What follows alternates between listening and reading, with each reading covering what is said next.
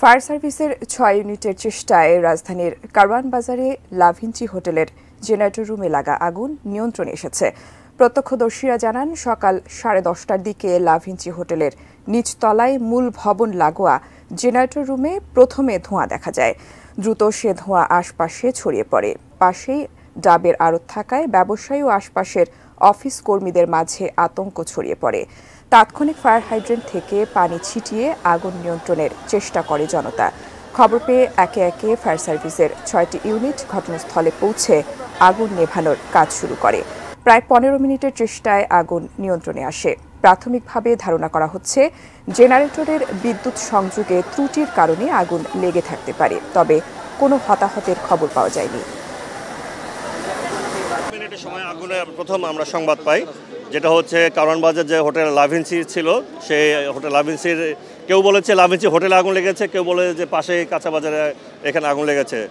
কারওয়ান বাজারের গুরুত্বটা বিবেচনা করেই আমরা তেজগাঁ ফায়ার স্টেশন থেকে আমরা 3টা ইউনিট এবং আমাদের হেডকোয়ার্টার থেকে 3টা ইউনিট সহ মোট 6টা ইউনিট ঘটনাস্থলে আসার সাথে সাথে আপনারা দেখেছেন যে আমরা দ্রুত সে আমাদের ইউনিটগুলো থেকে লাইন বের করে আমরা যেখানে আগুন লেগেছিল জেনারেটর রুমের ভিতরে এটাকে ঘিরে রেখেছিলাম এবং আমরা 10:38 সময় আগুনকে নিয়ন্ত্রণে আনতে সক্ষম হই এবং এর ধারাবাহিকতায় 10:45 মিনিটের সময় আগুন সম্পূর্ণরূপে আমরা নির্বাপন করতে সক্ষম হই। তো আমাদের কাছে আহত বা নিহত হওয়ার এই ধরনের কোনো সংবাদ আমাদের কাছে আসেনি।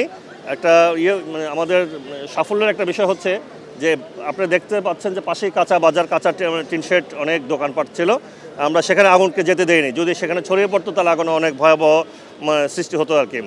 আর জেনারেটর রুমে কিছু ডিজেল ছিল, যে সেই ডিজেলও আমরা আগুনটাকে যেতে দেইনি এবং আমরা ফায়ার ফাইটিং করতেছিলাম এবং একই সাথে আমরা যে ডিজেলগুলো সেটাও বের করে নিয়ে আসছিলাম, যার কারণে আগুন আর বেশি ছড়াতে পারেনি। অল্প সময়ের মধ্যে আগুনকে আমরা সম্পূর্ণরূপে নির্বাপন করতে সক্ষম হয়েছি।